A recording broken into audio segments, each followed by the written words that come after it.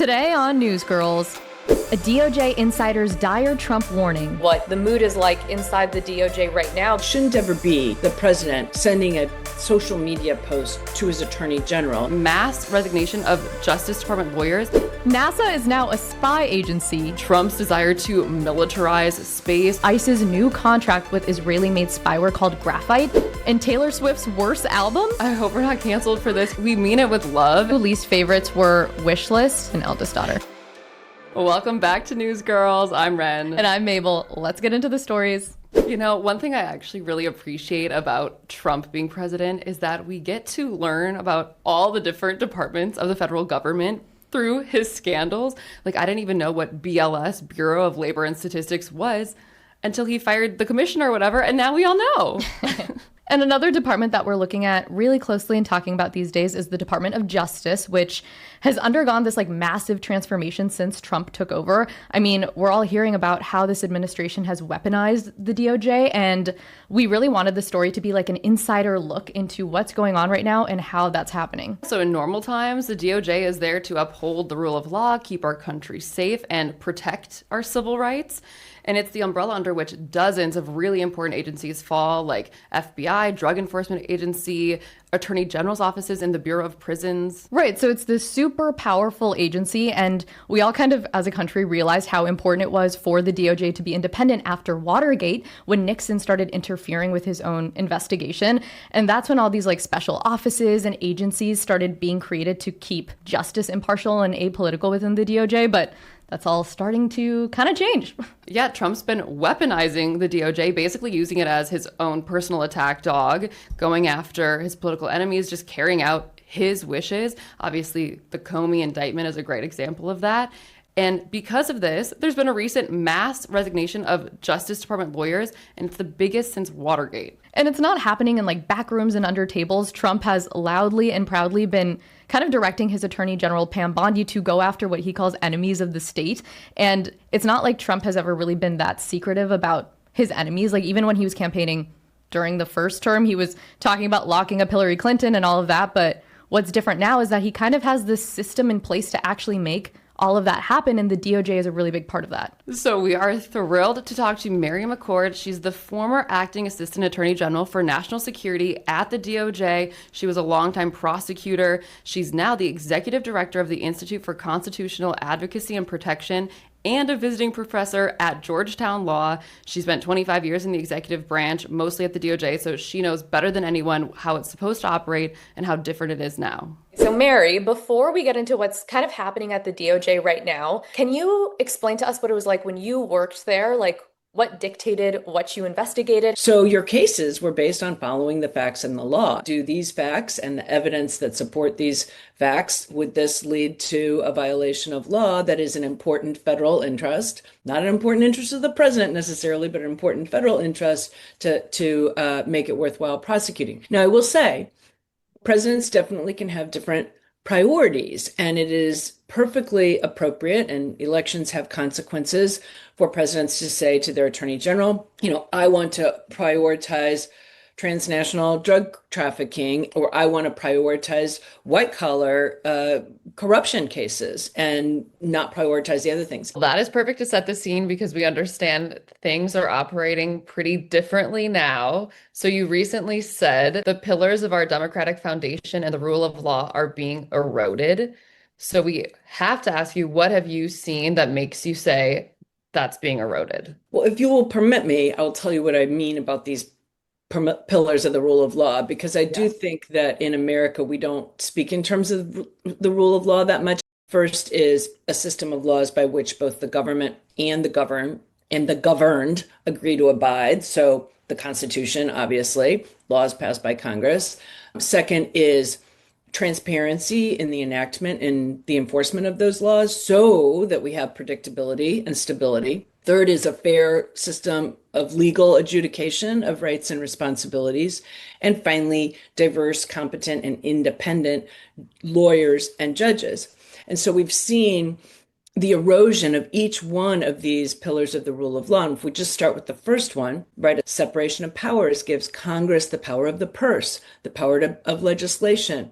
And that means it is Congress that creates departments and agencies. Yet we've seen this president started out through DOJ, and it's continued since then, dismantling whole departments and agencies, mass firings, taking them down to their bare minimum, independent agencies, and these are agencies that Congress intended to have some independence from the executive branch. We've seen those literally taken down in some cases to one person. Every time he gets rid of different programs or fires people or cancels grants, it was money that Congress appropriated for those purposes. We've seen the removal of members of bipartisan commissions extend beyond any one single president. But you've also seen, for example, the president ignoring other provisions of the Constitution, like the 10th Amendment, when he is now sending National Guard. Oh my goodness. I can just imagine for you as someone who understands the rule of law, this system so well, how troubling it would be. And we understand you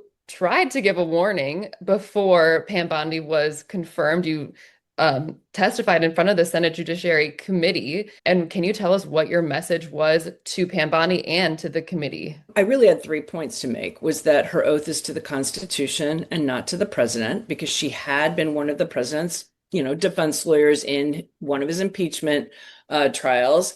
The second point was that if there are issues where your partiality could be called into question, you need to recuse yourself. And third, and maybe the most important, was what we've been talking about already, the importance of the independence of the Department of Justice. It shouldn't ever be the president sending a social media post to his attorney general saying, you need to investigate this person. I'm firing the person who won't do it. You need to make sure this gets done. And you know who I'm talking about, and that's the prosecution of James Comey. Like, that is something that is complete anathema to now decades and decades of departments of justice. Because of all of this going on, though, we are curious if you can help us set the scene of what the mood is like inside the DOJ right now, because we do understand that so many people have resigned. It's really hard for those of us who spent, decades there to see what's happening. And even in 2017, I stayed through transition, but it got to be hard for me because some of the things that the Attorney General at the time, Jeff Sessions, was wanting to do that were things that the president wanted to do, such as the Muslim ban, looking back, seems like such a small thing to get to leave over compared to what's happening now. And so I think what we're seeing more and more is that there are prosecutors who are, just resigning because they're being asked to do things that they don't feel are ethical or moral, or they just vehemently disagree. There's already some divisions that are down more than 50%. Well, this is a really good opportunity to get into how the DOJ is being weaponized by the Trump administration, especially when it comes to going after his political enemies. We understand there's a provision in the DOJ manual that says you don't use federal prosecution to go after political rivals. So how is this even happening? I think what we're seeing now is when you rely on norms, and it's not something that is, and even the policy you just mentioned, Mabel, that's within the Department of Justice guidance. Those are internal guidance, which of course the Attorney General can change at any time. Those are not statutes that require Congress. If you have an administration that does not care about those norms and does not have the same concerns about maintaining the integrity and independence of the Department of Justice, then the norms are not going to be good enough to hold. And as of now, speaking of weaponization, kind of the most high profile right now is what you referenced earlier, former FBI Director Comey. Actually, there was some big news today about now we have a trial date and he's pled not guilty. But we understand there's some extremely big holes in this case, and that Trump's argument is extremely flimsy. One of the problems is that the indictment is so minimal and provides so little information that not only legal analysts, but also and former prosecutors, but Comey and his own attorney are saying, we need more details about exactly what he's being charged with, because person 3 is not clear, person 1 is not clear. Those are terms used in the indictment. And we know the grand jury, even though Lindsay Halligan, his former defense attorney, who basically has spent her career doing insurance and never has been a prosecutor, who was then put in that position, had to go in on her own and seek a grand jury indictment. And I've now read reporting like there's no one else in that office who's willing to work this case. So a couple of prosecutors from North Carolina are coming up. The second huge problem is the vindictiveness, the maliciousness. I mean, the president has completely vilified James Comey for years. You don't talk about the defendants you've charged that way. You don't, they have a right to the presumption of innocence until proven guilty. So I think there will be a significant motion to dismiss for violations of due process because of the vindictiveness here. I mean, it's so just kind of funny to see how the administration is working so overtime to justify this case, while we also are seeing that friends of Trump in the administration are getting a lot of special treatment. Like, we read reporting that the White House's immigration czar, Tom Homan, was caught on a recording accepting $50,000 in cash by an undercover FBI agent, where Homan basically promised government contracts in exchange for money. So what is the current DOJ's argument for not even prosecuting him, but not even investigating the case? I will note that when that payment was made, this was before Trump was the president. And so it wasn't like it was, bribery requires you making that payment to somebody who is a public official. You would still keep the investigation open. And I think that's exactly why the FBI kept it open. I mean, in all of my years at the Department of Justice, this is not like controversial. This is what you would do. He had already accepted a payment, in return for promising if he was in that position, he can help steer government contracts. So of course you're going to want to see if that's what he's going to do once he gets that position. I mean, this is public corruption, just at its most basic level. But this administration has made it pretty clear, really, since almost immediately after January 20th, the priority was going to be going after sanctuary cities that don't voluntarily cooperate with ICE. And at the same time they said that, they basically said, we're going to completely deprioritize white-collar public corruption cases, Foreign Agent Registration Act cases. So the message was sort of like, public corruption, go ahead. We wanted to wrap up with something that we hear from our audience a lot, which is that they're feeling really helpless and like they're just seeing this play out in the government and there's nothing they can do, but it's really obviously worrisome to see.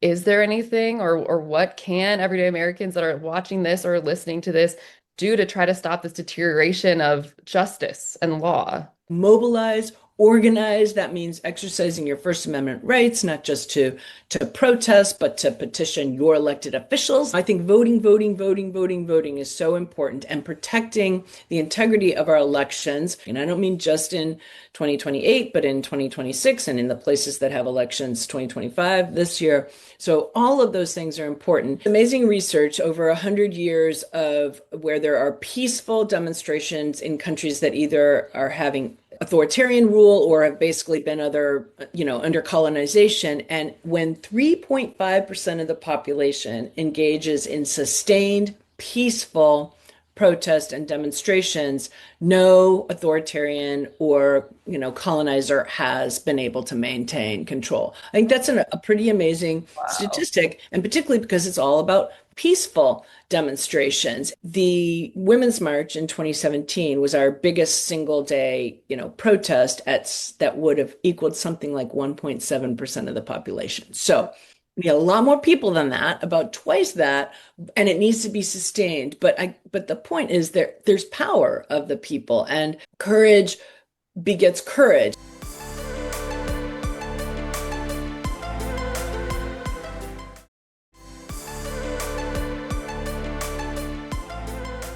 So today we're diving into how the US has quietly become the world's biggest investor in spyware, which is this black market, multi-billion-dollar industry that has become really scary. I mean, we're talking ICE contracts with Israeli firms, former prime ministers hacking into people's phones, and even Trump reclassifying NASA as a spy agency. Yeah, last year alone, there were 20 new US-based spyware investors, which brings the total number of American backers of spyware to 31. And to put that in context, The EU in total has 31 and Israel has 26. So we are by far the leaders. And in case you don't know exactly what spyware is, it is any malicious software that secretly gathers personal information or anything about your activity from a device like a computer or a phone without your consent and sometimes without even your knowledge. So it obviously poses grave threats to human rights and national security. And the US government is actually using some of this like really shady spyware. So we'll start with breaking down an example that you've probably seen in the headlines, which is ICE's new contract with Israeli-made spyware called Graphite that can basically hack into any phone and steal all of your data. Oh, just all your data. And the fact that the government is using this actually has like kind of an interesting backstory because the Department of Homeland Security first entered this contract actually under the Biden administration, but it was put on hold for this like compliance review just because there are so many guardrails under Biden about spyware use. But now that Trump is president, that pause has been lifted. And so ICE has finally, just a couple of weeks ago, entered this $2 million contract. And we don't know exactly how ICE is planning to use it, but they have the capability to track people's locations, read their messages, obviously look at their pictures, read information, even in encrypted apps, which is really scary. And they can even use it as a listening device. So if you're just talking around your phone, they could be listening in. So obviously it has been a very controversial software. Like Italy's very right-wing government, as we know, actually had to cancel its own contracts because there was all of these reports of graphite being used to target hundreds of journalists, pro-immigrant advocates, and even associates of Pope Francis, like super random. And it's just funny because Paragon, which is like the parent company of Graphite, has tried to set itself apart from other spyware competitors by saying that it only targets like crime and terrorists, which obviously is not true. Like it's targeting civilians.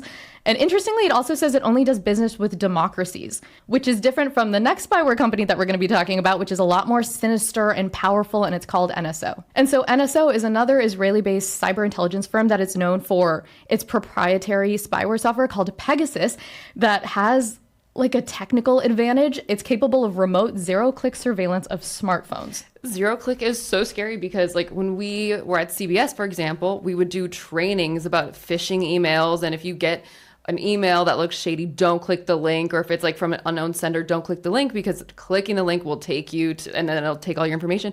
But this, there would be even no link to click. So how do you even protect yourself against it? No, yeah, like it doesn't require any interaction from the phone's user to actually infect your phone, which is so scary. Like you can have a WhatsApp call basically come up on your phone and then bam, Pegasus infects your phone and can basically be used as a 24/7 surveillance device. So it can do the usual, like look at your photos and text, but also harvest your photos and record your calls.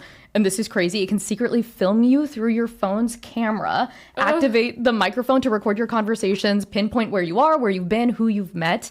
And the reputation of NSO is really muddied because it's been implicated in a lot of criminal activity. Like the program was actually related to the killing of the journalist Jamal Khashoggi. And so because of all of this, it was actually on the Biden administration's blacklist, meaning that it can't work with US companies without US government approval because of the fact that it's worked with all of these dangerous regimes.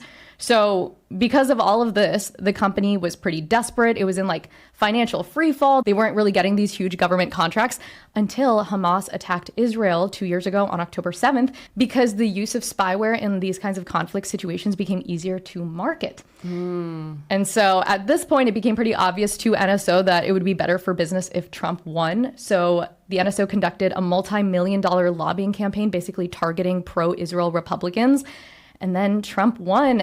So you're probably thinking, where are all the lawsuits against this company if they're doing all of this shady stuff? Well, we will tell you about them. So earlier this year, NSO was ordered to pay Meta $170 million for hacking 1,400 WhatsApp accounts with its Pegasus software, which is that zero-click software. And it was found liable for video calling activists and journalists and using that call to send malware into their phone. Crazy. And they're also now being sued by a group of Salvadoran journalists in U.S. court after they were attacked with the Pegasus software. And you might be like, well, how can they sue in U.S. court if they live in El Salvador?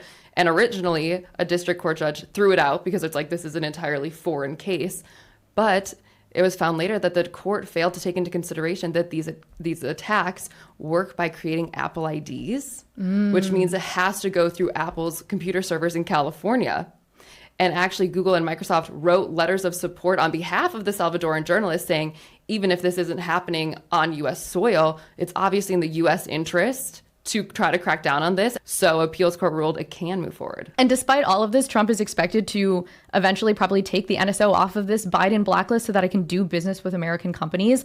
And I just thought it was weird because Republicans and Trump always talk about how important national security is, but the US is using the spyware program that's being built in other countries. So isn't that a counterintelligence threat? Like, why are they not worried about the fact that they could spy on everyone and then sell that information to other governments? It's so weird. Yeah, no, you would definitely think, but Trump has been doing some surprising things in the spy world, because you probably missed that last month he issued an executive order declaring NASA is now a spy agency. Literally how? Quote, it now has as a primary function intelligence, counterintelligence, investigative, and national security work. And this reclassification doesn't even mention science or exploration, which is obviously NASA's usual focus. And Transportation Secretary Sean Duffy, who is also the acting NASA administrator. Did you know that? No. I didn't know that. But he vowed last month that NASA will give up, quote, all of these earth sciences, obviously just dismissing climate change and all of the important work NASA does. I wonder if they're also okay with doing that because they're entering all these like private space contracts. I wonder if that's just another step to kind of make NASA irrelevant and envelop their technology to help their agenda. Yeah, they probably want to give business to their like wealthy friends. But this reclassification as a spy agency raises concerns about the information that NASA produces and their scientists like produce, because it could get a national security stamp on it, meaning it's classified, meaning the public won't have access to it anymore, which has been a really important part of NASA's research in the past. And this all seems to follow Trump's desire to militarize space. Like we've reported on his Golden Dome missile defense program, which is basically a combination of Israel's Iron Dome, but in space. And it's kind of like Reagan's Star Wars. And it'd be capable of intercepting missiles, even if they're launched from space or the other side of the world, which obviously that would be insane, but it would cost as much as $500 billion to build. Whoa. Like 500 billion. It's like hard to even conceptualize. And Lockheed Martin is one of the major contractors on it. So militarizing space actually violates the peaceful principle of the Outer Space Treaty. Remember when we spoke to the space lawyer? So all of this would actually be illegal anyway. And this is obviously such like a broad conversation. So to get a better understanding of surveillance technology, we kept referring back to Ronan Farrow and his reporting on surveillance tech. And you probably all remember him. He's Woody Allen's son. He's a famous journalist who's won allegedly. And he's a famous journalist that won a Pulitzer for his reporting on Harvey Weinstein.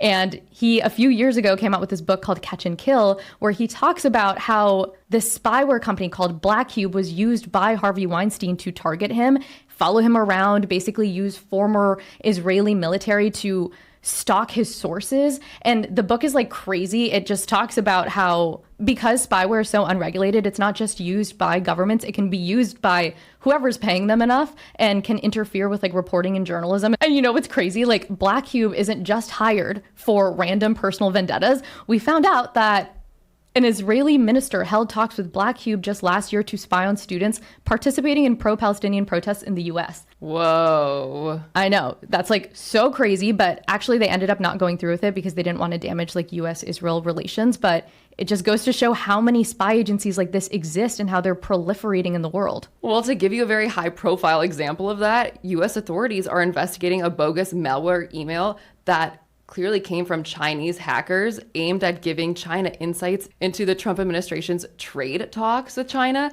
So set the scene. Just imagine you work in DC and you get an email that appears to be sent from Republican Representative John Moulinar, and he's attached a potential piece of legislation and he's asking you to review it, quote, like your insights are essential. And this email was sent to US trade groups and law firms and government agencies, and it looks like it's from him. You're obviously going to click on it, but once you open the drafted legislation, it would have allowed hackers extensive access to not only your computer system, but the whole computer network that you're attached to. Whoa.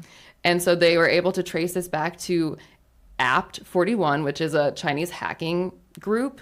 But the scariest thing is, as of now, they can't determine if any of the emails succeeded in getting information. They don't even know what these hackers got. And actually, this conversation is very timely because last week, Washington has been mulling over spyware liability and who is liable if someone's phone is compromised. So the political think tank you referenced, Atlantic Council, has proposed legislation that would shield tech companies from lawsuits when their products are exploited by spyware. So for example, if we're using an Apple phone and someone hacks in and gets our information, right now we could sue Apple. Why didn't they protect us? But this legislation would allow companies to qualify for safe harbor protection, but only if they do a few things. Like they have to be very serious about threat notification and detection programs, like show a clear investment in that. They have to share information about spyware targeting. So if they find out that their systems are compromised, they have to be transparent about that. And they have to quickly patch any vulnerabilities with enhanced security features when it happens. Well, this is all just so interesting for us to even research on and like talk about, because as technology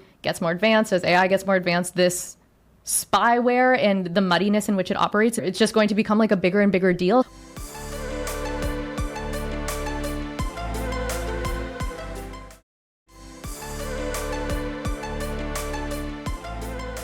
Welcome to the Newsgirls official Taylor Swift Life of a Showgirl album review. Yay! Yes, we dressed in orange, some of us more than others. Okay, I did.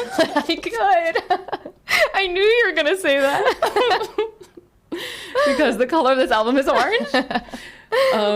Okay, where do we want to begin, Mabel? So we first have to start with a disclaimer just saying that we are literally the biggest Taylor Swift fans ever. We've been fans since her first album. We've both been to like so many of the tours. We loved her through Reputation, unabashedly went to Rep Tour, Defended posted it. With that. And that being said, we do want to just say this is her worst album. It's her worst album. I hope we're not canceled for this, because we mean it with love, and it's because we hold her to such a high standard and we know what she's capable of, and we want better lyricism and even like better production. We were expecting 1989 level of bops, those songs that just like make your heart hurt and dance and like fly. But we got like a weird Midnight's 2.0 thing. Yeah, it was felt like such a watered down album. And we talked about how our expectations were pretty high for this album because Midnight's and TTPD were not me and Wren's favorite album. So we really needed this one to be good, because otherwise it's kind of just like a continuation of this like downhill trajectory.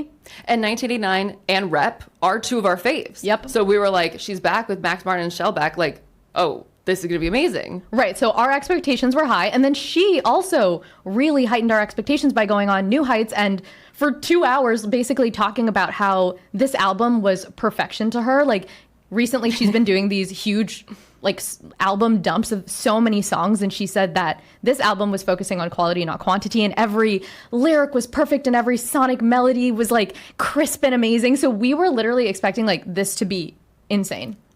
But it's not good. No, like before we just tear it apart, we will say our favorite songs and then our least favorite songs. So my favorite songs are the first three, and I love how Wood sounds. And it's like fun if you just take it as like, this is just gonna be a fun, sexy song. I enjoy the one, but I do think the first three are actually very good. Yeah, the first two are my favorites, like for sure. Unabashedly. That's why when we started listening to the album, we were like, this is going to be crazy. And then... No, you can see in our text chain that we both started like, oh my gosh, we were like, we're so back, baby. Like, and then it's like, oh no. I was like, never mind. Because then it takes a turn. So what's your least favorite? So my two least favorites were Wishlist. Yep. And Eldest Daughter. Yes. Okay. This is our first time discussing this. Well, Wishlist is so cringy. The worst part to me is, and they should have what they want. They deserve what they want. Hope they get what they want. Why does she do this in all the songs in this album? She like repeats herself and makes like the same word rhyme with the same such song. Like a basic thing to say. Like, no, you don't even know who they are. What do you like? How do you know they deserve what they want? And then Eldest Daughter. Okay, Wren and I are both Eldest Daughters. Yes. I couldn't follow Eldest Daughter the first time. Same. I had no idea what she was talking about. There's so many different ideas happening at the same time, and like I've seen a lot of people really like it, and honestly comment below why you like it, because I'm actually confused. I don't get the song. Yeah, we love the idea of Eldest Daughter. We talk about being eldest daughters all the time and what that means, and we were so excited for a song to like dive into the like psychology of an eldest daughter, and then she didn't do that. It's like barely about being an eldest daughter and her like terminal uniqueness. What do you mean? Like, unpack that. You can't just like say that and never reference it again and just talk about trends on the internet. No, it's true. And it was track 5, which we know is supposed to be the most meaningful, like deep song. And like you're saying, it just kind of scraped the barrel of what this idea is supposed to mean. And Wren and I actually went to like the movie release, The Life of a Showgirl, where she kind of explains every single song, and you see like lyric videos, and it was on the day it was released, and it was really exciting. And I was curious to see what she would say about Eldest Daughter because I didn't get it. And she, even in the description, is talking about how there's these 3 different concepts, and I literally I don't know what she's talking about. No, I love the bridge. I will Me say too. I love the bridge. Okay, It's gorgeous. so do I. And like that makes sense. And like wanting to return to this like childlike wonder, innocence period. That makes sense to me. The rest of the song, I'm not a bad bitch. This isn't savage. Kill me. Which literally Kill brings us to our me. next point. Why does she use those words? They're so cringy. Why Like, is she throughout? using those There's words? so Oh like my there's God. so much cringe. Bad language. bitch, savage, trolls. Like it's just that also just like brings the level of the songs down. I mean, I feel like she was really channeling Sabrina Carpenter, but like I don't have to catch the bouquet to know hard rock is on the way. Like there's like a level of funny, flirty, like wink, but that's just like too overt and like, no, what are we doing, Taylor? Well, another criticism that everyone has of Wood, which you've probably all heard of at this point, is that the beginning of it sounds like ABC by the Jackson 5. Like exactly. Exactly. And there's a lot of songs that sound like a lot of other songs on the album. Yes, Life of a Showgirl sounds exactly like Cool by the Jonas Brothers. Yeah. Actually Romantic, Where's My Mind by the Pixies. Do you think she did that intentionally? I've seen some theories where people are saying like it had to be on purpose. Yeah. Like did you see the kaleidoscope theory? So in her like Instagram caption for the album, she says the mosaics of laughter and cocktails of tears where fraternal souls sing identical things. And then throughout, a lot of the imagery that she uses are like kaleidoscope shapes and colors. So people are literally like, did she do this on purpose? I just don't really know why she would. It's something that's so important to her to like maintain artistic integrity and not infringe on music. So why would she do that? She would say it. Right. Like the whole point is she gave credit to her father figure, which was barely even copied. Exactly. Swifties are really jumping to try to justify what we have here. I saw the theory that there's 12 songs in the album and all 12 relate to one of her eras. Okay. And then I saw people like being like, oh yeah, Wood is 1989 and like all of this, but none of them are so obvious. And that's why they say Ruin the Friendship had to be on there because it's like represents Taylor Swift high school days. Also, she already has a theme, which she also didn't do a good job sticking to. So why would she just like, it was supposed to be the life behind like her Eras tours and like every night kind of looking behind the curtain of what her life was like that. Why would she just incorporate this other like secret agenda under like this album? No, we have to talk about this theme because what? This has nothing to do with the peek behind the curtain of being a showgirl. What does your dead friend... I mean, very sorry. Someone had to say it. Sorry for your loss. Yeah. What does that have to do with being a showgirl? This was like one of the first critiques like Wren and I both really had upon like first listen. What does this have to do with any of that? Like that's why we also had a problem with Midnights. It's like, if you announce such a specific theme, stick to it because that's what she's so good at. So why are you like making it so confusing and weird? Yeah, these are 13 sleepless nights. We were so mad. And then it had nothing to, like, 2 of them could maybe, like, be stretched to fit that. And that's the same here. Like, oh, Elizabeth Taylor, yeah, she was a showgirl. Yeah. Okay, like, but the whole thing isn't, at least TTPD fit the theme when she does this. I just think overall it's clear her attention was pretty divided when she was making this album. Obviously, she was on the biggest tour of all time. She was in the early stages of her biggest relationship of her life, now we know. And she was having to fly to Sweden to do all of this. Like, of course you can't put all of the attention that an album deserves at a time like that in your life. And I wish she had just kept this as like a fun thing she did during the Eras tour and then maybe kept some of the songs. And then now, like, I would rather hear now you're engaged. Now you're like really settled into this relationship. I'm sure she has a lot more to say as opposed to like in the honeymoon phase. Clearly would. I just think she needs to take a break, slow down, and next time, like, really gather your thoughts. No, I completely agree because not only were the concepts like so half-baked, but the execution of all of these songs were so, some people are saying rushed. It was just like poor. One of the examples that we keep turning to is the song Honey, which is the second to last song on the album, that I just really like as a concept. I think it's so romantic. It's basically about how like she's always hated the word honey because people have always said it to her condescendingly. Like, honey, that doesn't fit you. And sweetheart, like that skirt is too short. Like she talks about that and how that's why those words, she just always hated them. And then she's entered this relationship and now they take on a whole new meaning. And it's just because he calls her honey. So she loves the word. And so it's just about how the world can seem so different when you're with someone you love and things that you hate, you love. I love that concept. I think it's so romantic. But then the song is so bad. But basically, I feel like why we all love Taylor Swift is because she does such a good job of each album like conveying an idea and like a concept and an aesthetic, but also because that album shows us authentically where she is in her life. Like Reputation, 1989, Red, like we all know what's actually happening in her life, and that's why we feel so connected to her as an artist. This album also does that because obviously every single she's so good at showing us where she's at. This is where she's at. And for the first time, I like don't really love what that's showing us. The songs are basic. The way she sings about love falls flat. Like it's superficial. A lot of the songs are petty. I'm not sure I like love where she's at this phase in her life if this album is supposed to really show us where she's at. No, it's a really good point. And the fact that she made it so clear that these songs were written last summer, so that was only at maximum a year into her relationship with Travis. Like, I wonder if she didn't think he was the one. Because, like, the way she's writing about it, we've heard her wax poetic about Joe, about every guy she's ever dated. Go back to literally her first album. Like, she's had more beautiful things to say and at least more meaningful and deeper things to say. And these ones are just fun. And I know she says Travis is a human exclamation point, and that's, like, his aura is he's, like, very fun. But there has to be more for a relationship to this to be your husband. There obviously has to be like deeper elements. So we're all just hoping that those are still there too.